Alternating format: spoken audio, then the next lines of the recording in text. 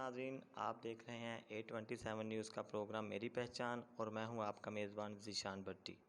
हमारे इस प्रोग्राम में हम करवाएंगे अपने नाज़रीन से कामयाब ताजरों की पहचान और जानेंगे इनसे इनकी कामयाबी के राज। पूछेंगे इनसे चंद एक सवालात और जानेंगे इनके बचपन की शरारतों और इनकी पहली मोहब्बत यानी पहले कारोबार के बारे में।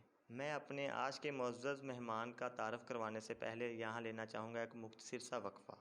वापस आते हैं चंद लम्हों के बाद। तब तक आप हमारे चैनल को लाइक, सब्सक्राइब और ज़्यादा से ज़्यादा शेयर कर दें ताकि मज़ीद आने वाली वीडियो आप तक आसानी से पहुंच सके।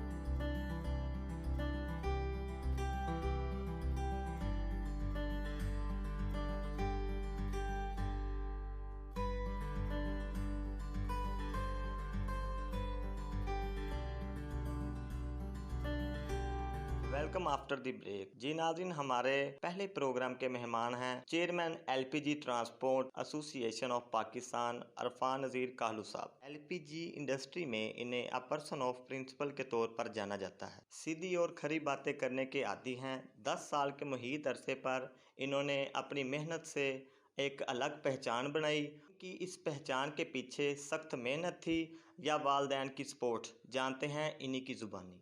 वेलकम कालू साहब, कैसे मिजाज हैं आपके? शुक्र अल्हम्दुलिल्लाह, बहुत शुक्रिया ज़ीशान साहब। आपसे कुछ सवाल जवाब हो जाए, क्या आप तैयार हैं? जी बिल्कुल, डेफिनेटली तैयार हूँ। आपकी पहली मोहब्बत यानी आपका पहला कारोबार कौन सा था? जी ज़ीशान साहब, मेरा पहला कारोबार ट्रांसपोर्ट का था और एलपीजी ट्रांसपोर्ट पहले भी यही काम था, अभी भी यही काम कर रहे हैं। कालू साहब, ये DEH किस चीज़ का मुखफ़्फ़फ़ है? ज़ीशान साहब, DEH मुखफ़्फ़फ़ मेरी बेटियाँ हैं, उनके नाम पे मैंने ये कंपनी रजिस्टर्ड की। अरफान भाई, ये बताएं कि एलपीजी कंट्रैक्टर्स और सप्लायर्स किस तरह काम करते हैं? जी, एलपीजी कॉन्ट्रैक्टर और सप्लायर काम पाकिस्तान के अंदर मुख्तलिफ़ जगह पे एलपीजी रिफाइनरियाँ हैं, टर्मिनल हैं, बॉर्डर है, ताफ्तान बॉर्डर उसका नाम है। वहाँ से कॉन्ट्रैक्टर जो हैं वो एलपीजी प्रोडक्ट को कैरी करके पाकिस्तान के अंदर बहुत सारे एलपीजी बॉटलिंग प्लांट हैं जिसके ऊपर सप्लाई करते हैं, उनको उनके डेस्टिनेशन पे पहुँचाते हैं। DEH के मेन क्लाइंट्स कौन कौन से हैं? जी, ज़ीशान साहब, पाकिस्तान के अंदर DEH ट्रांसपोर्ट सर्विसेज के मेजर जो क्लाइंट हैं उनमें फ़र्स्ट पे है ओपीआई गैस प्राइवेट लिमिटेड है, पाकिस्तान स्टेट ऑयल है, उसके अलावा अयान एनर्जी प्राइवेट लिमिटेड है, पैरामिड गैस है, चिल्तन गैस है और पाकिस्तान में 200-250 कंपनियां जो मार्केटिंग कंपनियां एलपीजी मार्केटिंग कंपनियां हैं। DH उनको गाड़ियां प्रोवाइड करती है, सर्विसेज देती है पूरे पाकिस्तान में। आपको अपने क्लाइंट्स को अपनी प्रोडक्ट्स पहुंचाने में किन मुश्किलात का सामना करना पड़ता है, क्योंकि ये एक इंतहाई ख़तरनाक मादा है?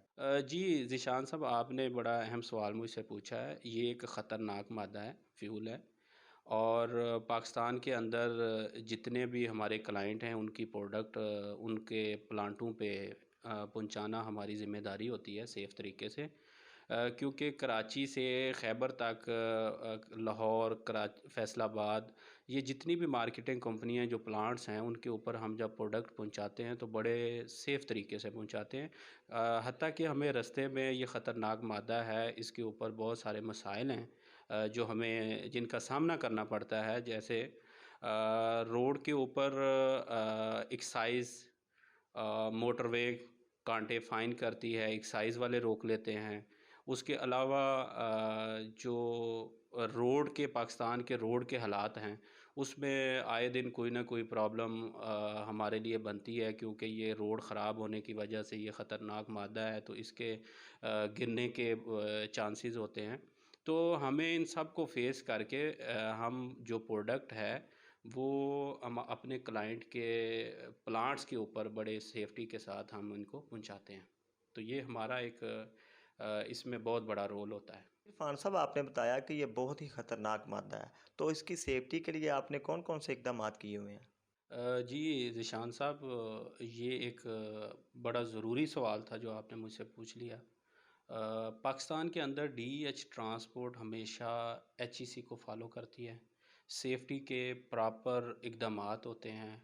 मैं समझता हूँ कि बहुत सारे लोग पाकिस्तान में ट्रांसपोर्ट एलपीजी ट्रांसपोर्ट करते हैं, लेकिन मेरे नज़दीक डीईएच एक वाहिद कंपनी है जो अपने ड्राइवर को, उनके प्रॉपर मेडिकल टेस्ट होते हैं, और जो भी ड्राइवर हम अपनी कंपनी में हायर करते हैं उसका प्रॉपर ड्राइविंग टेस्ट होता है जो हमने थर्ड पार्टी हायर की होती है, जिसकी एक लमसम हम फ़ीस पे करते हैं। और उसको वो जब कंपनी पास करती है थर्ड पार्टी, तो फिर जाके डीएच उस ड्राइवर को हायर करती है। और क्योंकि ये ख़तरनाक मादा है, तो इसको कैरेज करने के लिए हमें ड्राइवर को अवेयरनेस देना बहुत ज़रूरी होती है। जैसा कि मैं आपको बताता हूँ, ये एक डीडीसी कार्ड है।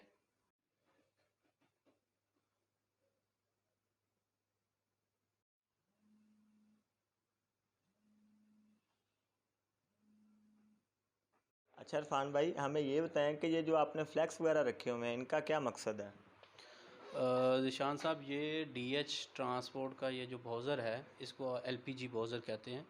ये इसके ऊपर लोगो लगा हुआ है, ये हमारी कंपनी है, और इसके ऊपर कॉन्टैक्ट नंबर हैं। ये सेम इसी तरह हमने ब्राउज़र के ऊपर चस्पा किए हुए हैं, ताकि रोड के ऊपर कोई भी किसी किस्म का कोई मसला आता है, किसी ने कॉन्टैक्ट करना होता है, तो वो इनको देख लेता है। दूसरा, ये जो जितने सेफ्टी के हवाले से नीचे जितना भी है, तो इसके ऊपर हमने ड्राइवर जब आता है तो उसको हम ड्राइविंग के हवाले से उसको जो जो करना होता है रोड के ऊपर, वो हम सेफ्टी के ऊपर उनको ब्रीफ़ करते होते हैं। तो इसलिए हमने ये जगह जगह पे लगाए होते हैं कि ड्राइवर आता है उसकी अवेयरनेस के लिए।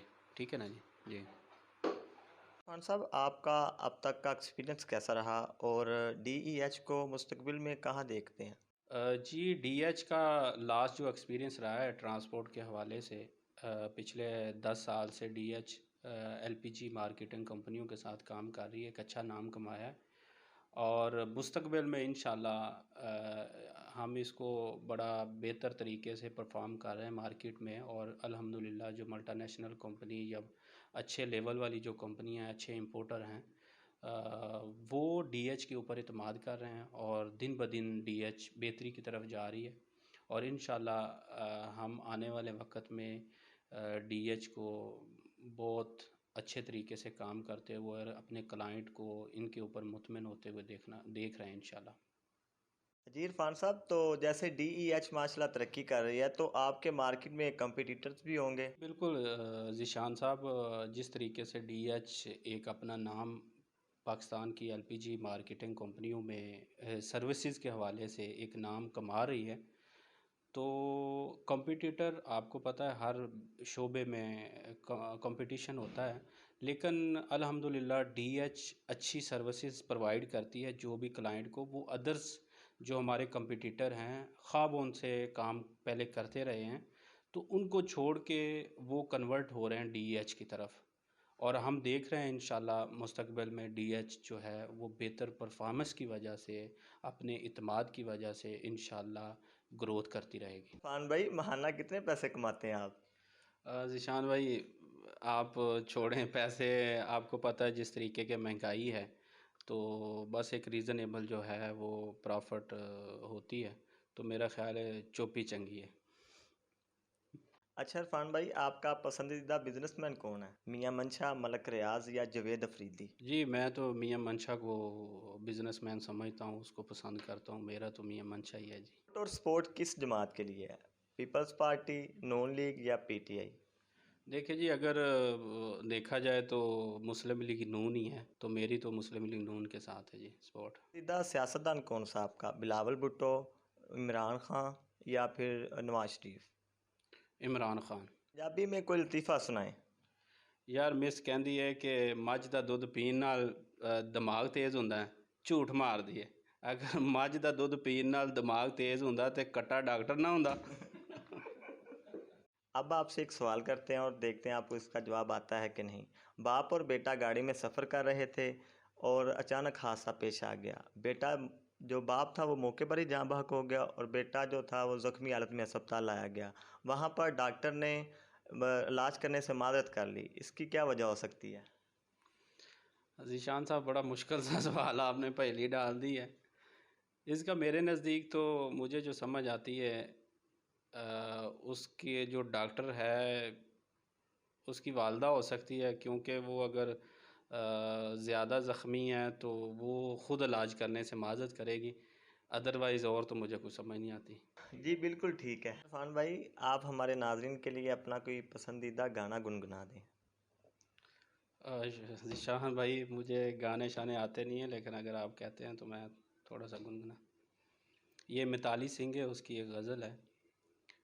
हूँ अजीब कश्मकश में हुई जिंदगी पराई, मेरे पास तेरी यादें, तेरे पास बेवफाई।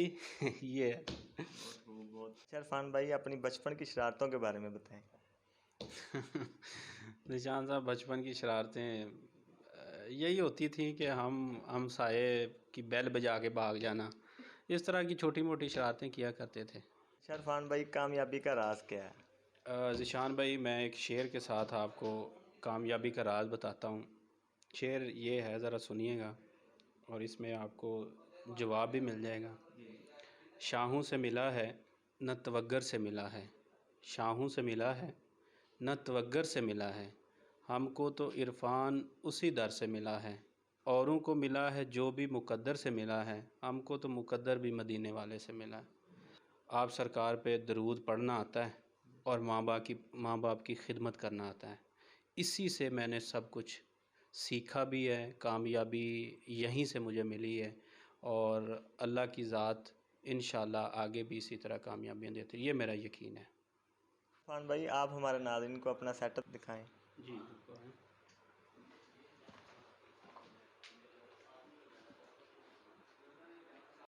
अच्छा इरफान भाई, आप ये बताएं, लोगों ने अपने दफ्तर में कायदे आज़म की तस्वीर लगाई होती है, आपने ये किन की तस्वीर लगाई हुई है? निशान साहब, ये तस्वीर वालिद साहब हैं, क्योंकि मैं इनसे बहुत प्यार करता हूँ और इन्हीं की दुआओं के वसीले से ये सारा निज़ाम चल रहा है, सिस्टम चल रहा है हमारा।